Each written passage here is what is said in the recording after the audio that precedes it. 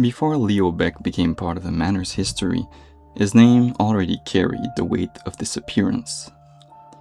He was not remembered as a man of spectacle, but as a father pulled too far by grief, debt, and the need to understand what had been taken from him. In the records left behind, Leo appears less like a hero and more like a witness, trapped inside a larger, crueler design. His life moved through shadows that never fully lifted, and when the manor began to gather what it could not forgive, Leo was already standing too close to the edge. He was not born into ruin, but ruin found him early. What followed would not be simple misfortune. It would become something quieter and far more difficult to escape. Leo Beck was the kind of person who could be seen and yet still remain unread. He ran a small textile factory, skilled with his hands and devoted to his family.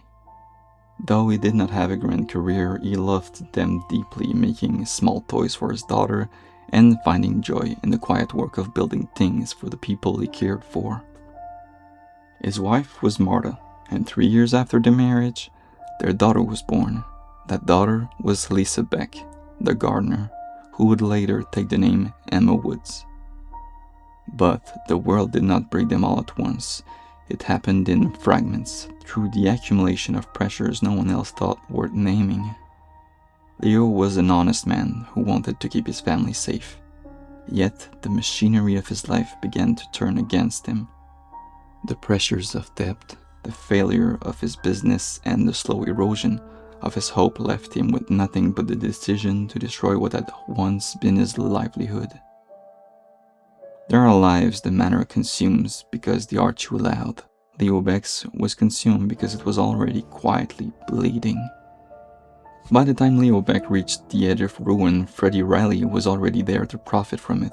Drowning in debt, Leo was pushed further toward collapse. Freddy, a lawyer who specialized in finances but was far from successful, knew how to speak in promises and make ruin sound like a bargain. He had long been close to Leo and Martha, but his closeness was never as harmless as it appeared. While presenting himself as a friend, he quietly pursued Martha as well, sending her love letters behind Leo's back and turning affection into another form of deceit. Freddy led Leo into the Minerva Arms Factory, another enterprise already failing under the weight of bad judgment and false hope. The factory became a second wound where debt, betrayal, and desperation gathered into something combustible. When the collapse came, Leo set the factory on fire while still trapped inside it, hoping Freddy would die with him. But Freddy escaped. Leo's life, already stretched thin, was pushed past the point of repair. Martha discovered Freddy's deception and walked away from the life he had stained, taking their daughter to the orphanage in the hope that, even after everything had broken, the child might still be kept out of the worst of it. It was not a clean ending, nor a merciful one, only the desperate choice of a woman who had already seen too much collapse around her. She later met her hand at a clinic where her path crossed with the doctors. Though that story will not be followed here for the time being. What matters is that Martha never had the chance to gather the pieces back together, and the family Freddy helped destroy was left to fracture even further in her absence. What the fire left behind was not an ending, it was a ruin that kept moving, carrying Leo into the years that followed, where memory failed, instinct remained, and the manor waited to claim what was still alive.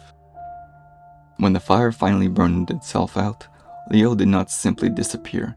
His charred body was smuggled out of Sacred Heart Hospital, bandaged and unrecognizable, kept alive by medical hands and left to endure what the flames had already begun.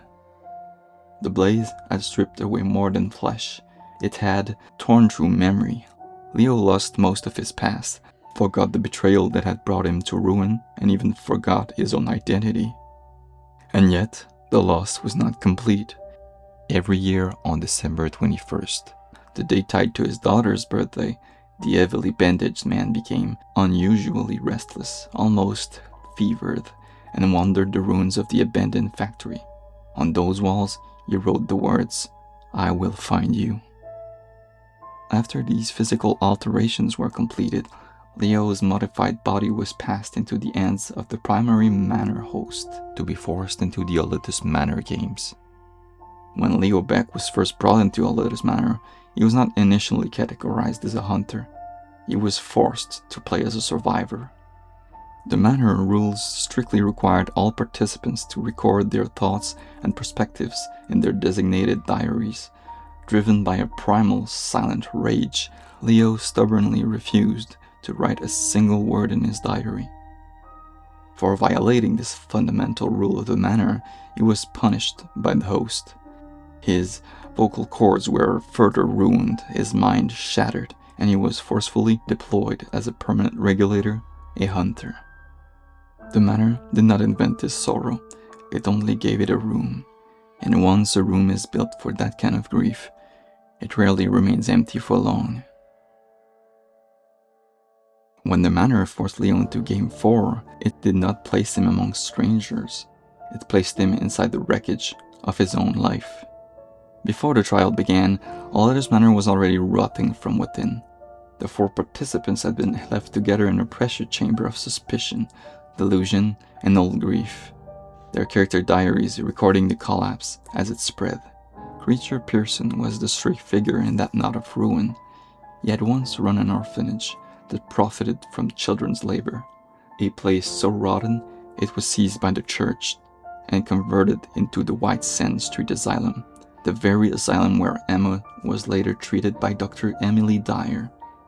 In Oletus Manor, that same man moved toward Emma Woods with the same ugly instinct, stalking her, cornering her, and pressing unwanted advances into her already fractured world. Emma was already slipping, severely delusional. She latched onto a garden scarecrow she believed could speak to her. Sensing an opportunity, Kreacher began hiding inside the scarecrow to manipulate her affection. When he pushed her too far, Emma, driven by her own severe psychosis and a desperate urge to protect her new friend, stuffed and torched the scarecrow, trapping Kreacher inside, whether by accident or design, before the match officially began. At the same time, Emily was trying to keep Emma's mind from slipping further. Freddy Riley used that opening to slip into her room and search her journals. There, he uncovered the truth she had hidden beneath a new name. She was Lydia Jones, the doctor who had killed Martha. By the time the trial began, the house was already ruined. The remaining 3 were dropped into the Minerva Arms Factory site, where Leo, now known as Hellhammer, was deployed as the hunter. Freddy and Emily formed an alliance. Though Freddy now knew exactly who she was, he promised to decode and guide her to victory, if she prioritized healing him. But the alliance did not survive contact with Leo's rage. As Hellhammer stalked the factory grounds, he spotted Freddy Riley and recognized the man who had once helped drive him into ruin. Leo crashed through a factory window and advanced toward them. Freddy panicked and betrayed Emily to save himself, using her as bait to throw the mutated monster off his trail. It did not work. Leo trapped and eliminated both of them within the crumbling ruins of the factory. Only Emma escaped. Despite Leo's shattered mind and the monstrous form forced onto him, something in him still recognized the girl at the end of the match as his daughter, Lisa. He refused to harm her.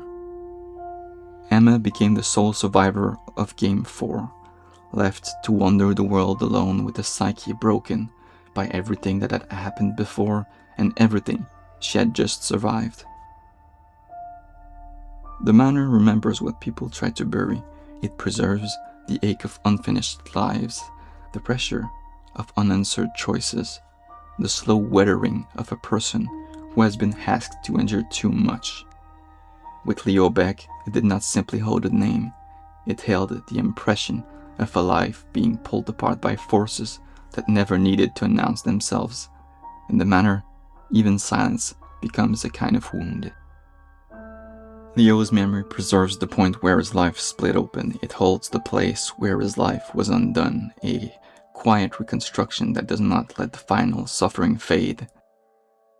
There, the past does not heal or drift away. It remains, preserved in the shape of what was lost.